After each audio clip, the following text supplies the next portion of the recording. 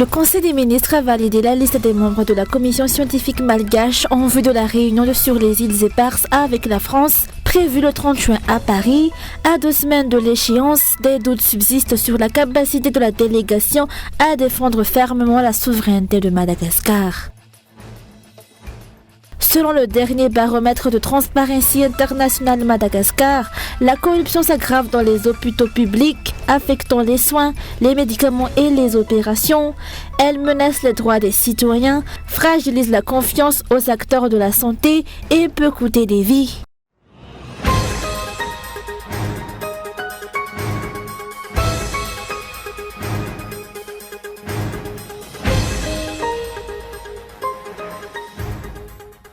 Le Conseil des ministres a validé hier la liste des membres de la commission scientifique malgache chargée de la revendication des îles éparses. Composée de représentants issus de différents départements ministériels, cette commission est appelée à participer à la prochaine réunion de la commission mixte Madagascar-France, prévue à Paris le 30 juin prochain. Mais à moins de 2 semaines de cette échéance diplomatique, plusieurs zones d'ombre demeurent. La première, la délégation sera-t-elle reconduite dans sa composition durant la dernière réunion ou complètement renouvelée?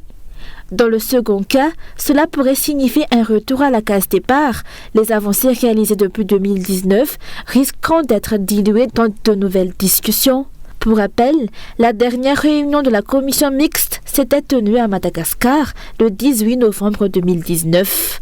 À l'époque, elle réunissait des figures telles que le Premier ministre Christian Tse, le professeur Raymond Randzev, le vice-amiral Antoine de Padouranev-Seenu, Jean-Ed Morangianatenein, DG de la PMF, et le Dr Jacob Aliva-Teinjazanarvelu, expert en droit international. Le point de blocage principal restait la question de la souveraineté. Initialement, les discussions devraient aboutir avant le 26 juin 2020, mais près de 5 ans plus tard, aucun accord concret n'a été rendu public. Une session prévue les 2 et 3 novembre 2022 à Paris a été reportée à la demande du gouvernement malgache, sans explication convaincante. Aujourd'hui encore, de nombreux observateurs s'interrogent. Que pourra réellement produire la réunion du 30 juin 2025 ? Au-delà des incertitudes logistiques, la question du fond reste entière. La délégation osera-t-elle défendre sans ambiguïté la souveraineté de Madagascar ou se dirigera-t-on vers une cogestion comme l'a publiquement évoqué Emmanuel Macron lors de sa visite? Plus largement, ces représentants parleront-ils au nom du peuple malgache ou uniquement au nom du gouvernement, dont certains membres ont acquis la nationalité française? Cette méfiance est d'autant plus alimentée que plusieurs engagements pris par les autorités malgaches elles-mêmes restent lettres mortes. Lors des Dinkianus Malagasy, tenus les 18 et 19 décembre 2019 à Ivatu, plusieurs recommandations avaient été formulées par le Premier ministre, à savoir inclusion des îles éparses dans la Constitution, dans les programmes scolaires, sur les cartes officielles ou encore leur intégration au bulletin météorologique. Il était aussi question de renforcer les lois sur les ressources naturelles pour les rendre transmissibles aux générations futures et de mieux documenter l'histoire et la situation juridique de ces territoires. 6 ans plus tard, quelles mesures concrètes ont été appliquées? Peu, voire aucune, estiment les observateurs. Dans un contexte où la communication gouvernementale autour de ce dossier se fait discrète, l'issue des discussions à Paris suscite scepticisme et vigilance. Comment espérer des résultats à l'international, alors même que les décisions prises entre malgaches n'ont pas été suivies des faits? Pour de nombreux citoyens et membres de la société civile, cette énième réunion bilatérale ne saurait suffire sans volonté politique ferme, stratégie cohérente et engagement réel en faveur de la souveraineté nationale. L'avenir des îles éparses ne peut plus être suspendu à de simples rencontres diplomatiques sans suite concrète.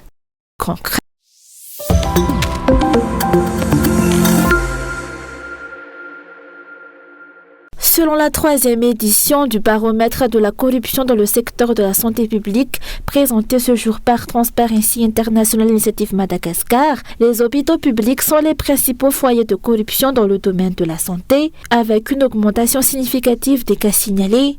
Cette corruption touche de nombreux aspects, notamment la distribution de médicaments, les opérations chirurgicales, la prise en charge de patients et le fonctionnement des pharmacies. Les causes de ce phénomène sont multiples et souvent systémiques, à savoir faiblesse des salaires, insuffisance des ressources financières et matérielles et quinte d'intérêt personnel.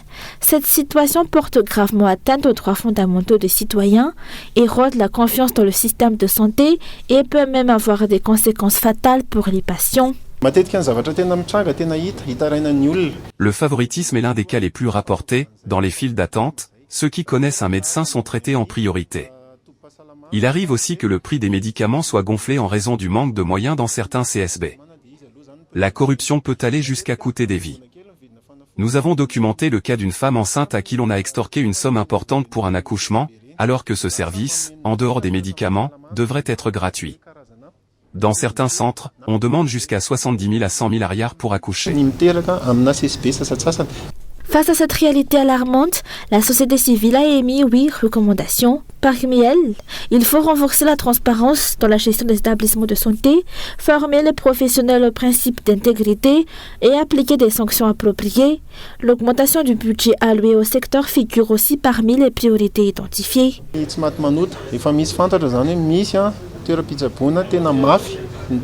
Certains centres sont identifiés comme étant des foyers majeurs de corruption, et certains agents ne peuvent s'en empêcher. Les autorités, qu'elles soient régionales ou centrales, doivent assurer un suivi rigoureux. Il faut aussi instaurer plus de transparence. Chaque citoyen qui se rend dans un centre de santé, notamment public, doit connaître ses droits, savoir à qui s'adresser, quelles sont les étapes à suivre et ce qui est payant ou gratuit. L'investissement public dans la santé reste largement insuffisant par rapport aux besoins réels. La peur des représailles et le manque de mécanismes sécurisés découragent souvent les victimes à dénoncer les actes de corruption. La mise en place de dispositifs de signalement protégés dans les établissements de santé est donc indispensable. Cela permettrait aux citoyens de contribuer activement à l'amélioration de la qualité des soins en brisant le silence qui entoure ces pratiques.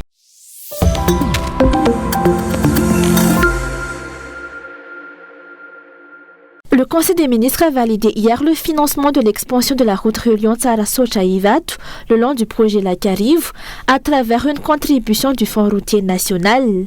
Une décision qui suscite de vives réactions politiques dans un contexte où la majorité des routes nationales restent dans un état de dégradation avancée. Alors que les infrastructures routières essentielles au développement économique, notamment les axes reliant les régions productrices au centre urbain, sont laissés à l'abandon, l'opposition dénonce une nouvelle fois un projet de prestige déconnecté des besoins réels de la population. Mbola mazava tsara fa ny contribuable rehetra no participer ao anatin'io fonds routier io. Ce sont les contribuables qui alimentent ce fonds routier. Or, au lieu de répondre à leurs difficultés quotidiennes, on finance des projets portés par une seule personne, sans considération des priorités nationales. Cela démontre un manque de compétences en gestion publique et une incapacité à créer de la valeur pour les citoyens.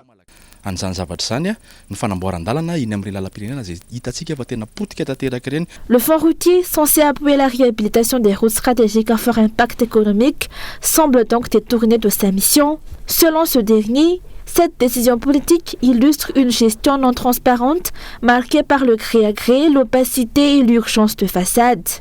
Ny passation de marché moa efa tsy mazava hoe ahoana ny nanaovana ny tsenam-barom-panjakana mahakasika an'io lalan-tsarasotra io. La passation de marché sur cette route est floue. Il n'y a pas eu de panneau de chantier, pas de communication officielle sur les entreprises sélectionnées, ni de justification économique claire. Comme pour le téléphérique, construit à hauteur de 150 millions d'euros, on dépense sans vision ni bénéfice direct pour la population. Cet argent aurait pu réhabiliter des dizaines de routes nationales en détresse.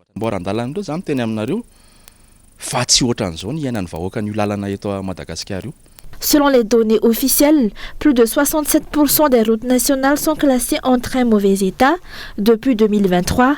Or, aucune amélioration majeure n'a été observée. Dans un pays où la circulation des biens et des personnes est cruciale, cette inaction ne relève plus de la contrainte technique, mais d'un choix politique. Face à ces critiques, le régime en place reste silencieux. Pour l'opposition et plusieurs observateurs, c'est une preuve supplémentaire de l'incompétence du régime Radziwiłł, d'une gouvernance à courte vue, où l'argent public est orienté vers des projets vitrines au détriment des besoins réels de la population.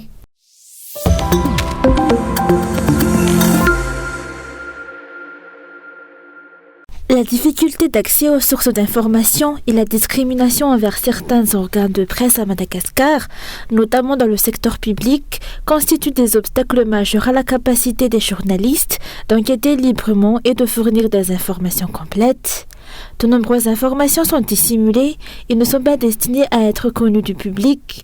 Seules celles qui conviennent au gouvernement sont divulguées. Le retard dans la diffusion des informations officielles concernant les événements cruciaux pour la vie nationale rend également difficile l'accès à des informations exactes et complètes. En conséquence, les enquêtes se limitent souvent à la surface des choses, empêchant de véritables investigations approfondies. Les journalistes interrogés confirment que les informations officielles fournies aux citoyens sont souvent floues, incomplètes et manquent de preuves concrètes, alors qu'elles concernent directement la vie du peuple. Cela engendre de nombreuses interrogations et des débats houleux, alors que l'objectif devrait être d'apporter de la clarté.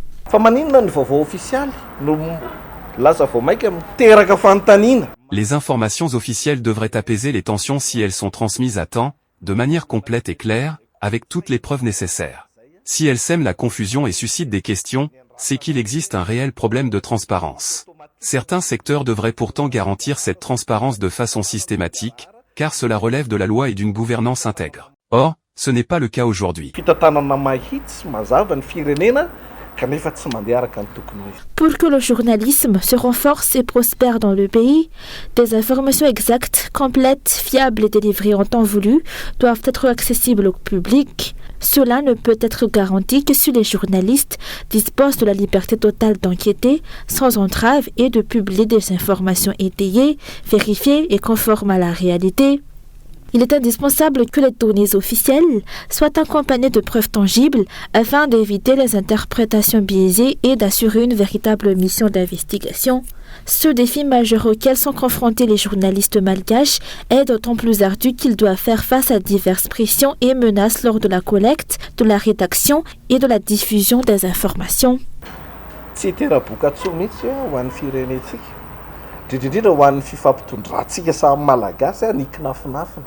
Il est difficile pour les journalistes d'accéder aux vraies informations, ce qui ne devrait pas arriver si la gouvernance du pays était saine. Ce manque de transparence est néfaste, non seulement pour les citoyens, mais aussi pour le pays. Comment les partenaires internationaux pourraient-ils investir sereinement à Madagascar, si, par exemple, les demandes de clarification de Transparency International sur le financement d'un projet restent sans réponse? Cela affecte directement le climat de confiance et l'exercice du journalisme. Selon Brice Lejamble, ancien secrétaire exécutif du Comité pour la sauvegarde de l'intégrité, cette situation explique en grande partie le faible nombre de journalistes capables de produire des enquêtes d'investigation à Madagascar. Il insiste sur la nécessité de créer un environnement propice à l'exercice du journalisme, essentiel au développement du pays. Il rappelle également qu'il est crucial de faire la différence entre communication, qui met en avant uniquement les actions positives d'un gouvernement ou d'un secteur, et journalisme, dont la mission première est d'informer objectivement sur tous les faits. Confondre ces deux rôles nuit à la crédibilité de la profession et nécessite une vigilance constante.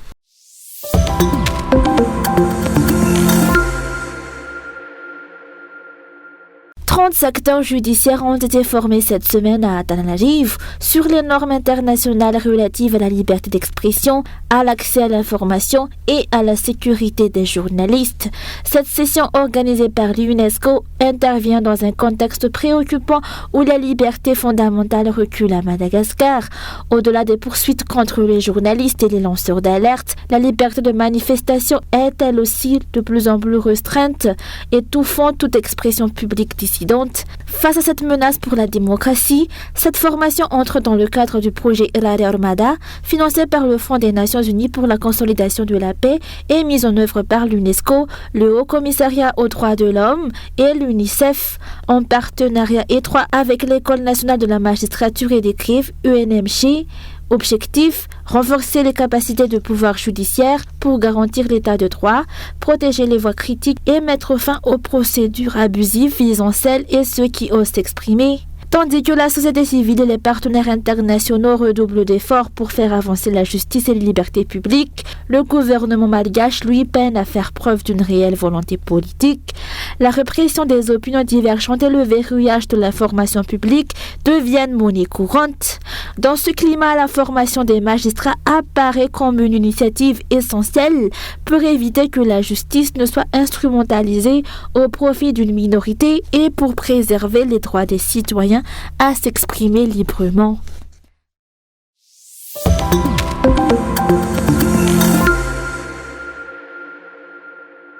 Selon la Banque mondiale, une personne dont le revenu est inférieur à $3 par jour est considérée comme pauvre. Or, le salaire minimum à Madagascar n'atteint que $1,5. Si l'on applique ce nouveau critère, tous les travailleurs malgaches dont le salaire est inférieur à 450 000 $ par mois sont donc classés comme pauvres. Pour le syndicat Arandna syndical, il est même honteux de prendre $3 comme référence salariale, car cela représente le strict minimum. Le salaire minimum interprofessionnel garanti ou le SMIC devrait être porté à $4,5 par jour, soit environ 800 000 $. Un objectif encore très lointain pour Madagascar. Quelle proportion des travailleurs perçoit aujourd'hui un tel revenu?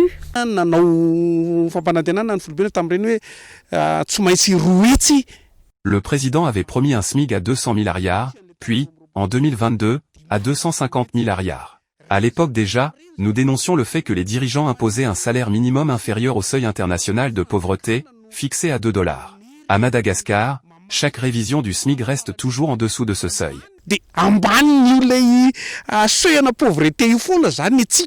L'augmentation des salaires est pourtant indispensable pour faire progresser le PIB et atteindre le seuil de $3 par jour.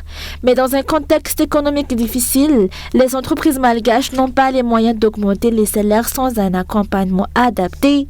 L'objectif de $4,5 par jour restera donc inatteignable sans soutien aux travailleurs et aux employeurs. Aucun pays développé n'a un PIB par habitant de $1,39. Si on applique le nouveau critère de la Banque mondiale, le nombre de pauvres ne fera qu'augmenter car le pays ne franchira même pas la barre des $3. Madagascar peut-il encore se considérer comme un leader en Afrique? S'est interrogé le syndicaliste. À titre de comparaison, les îles voisines affichent un PIB quotidien de $30, soit entre 500 000 $ et 4,5 millions $ de plus que notre moyenne actuelle d'environ 200 000 $.